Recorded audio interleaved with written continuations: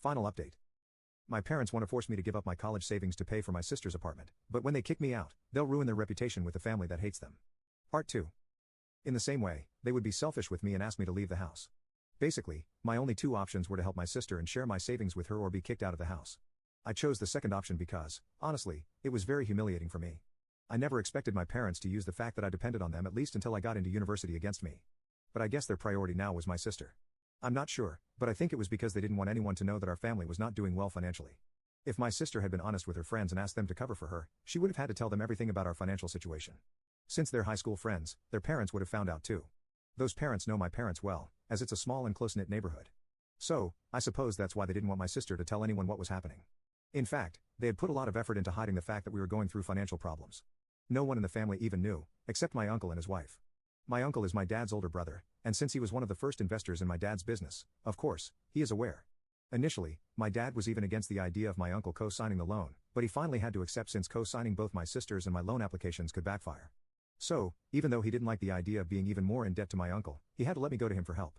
It wasn't even that I was going to study at a nearby university. I was going to a university in another state, so it was going to be even more expensive. Anyway, I knew that their reputation meant a lot to them, and I knew they were doing everything possible to ensure that no one found out how they were struggling.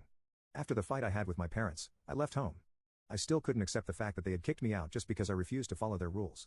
It was insulting and humiliating, so I decided to take advantage of the fact that their reputation and money meant so much to them.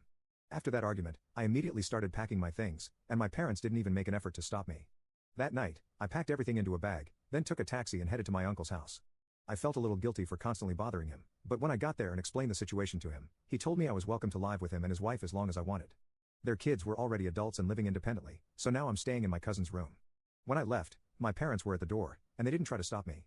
Even when my uncle called my dad to talk to him about what was going on with me, my dad made it clear that if I wasn't going to think about my family and put them first, then I had no place in their house. It was ironic that they called me selfish, but in my opinion, they were the ones who were really being selfish. For the past week, I've been living with my uncle and aunt, who have been very kind, but that still hasn't helped distract me. My uncle and aunt keep telling me that everything will be fine and that they are sure my parents will eventually come to their senses and apologize to me, but I'm not so sure anymore. Yesterday afternoon, I was feeling particularly down, and I don't know what came over me. I just decided that I needed to talk about it. But I also felt very vengeful, so instead of venting to my friends, I decided to post on Facebook and tell the whole truth. I wrote a post with every little detail of what had happened and fully exposed my parents, then hit the publish button.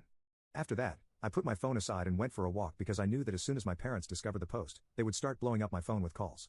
I hadn't blocked them anywhere so far because I expected them to reach out to me at some point, but in the past week, they hadn't even bothered to ask how I was. Anyway, when I got back to my uncle's house after my walk, about 30 minutes later, both my uncle and aunt were quite serious.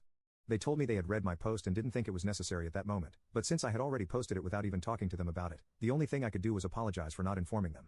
I just felt very down and wanted to get back at my parents somehow. They seemed a bit disappointed, but they didn't say much, so at least I'm okay on that front. However, when I went back to my phone, I saw that I had several missed calls and messages from my parents, just as I expected.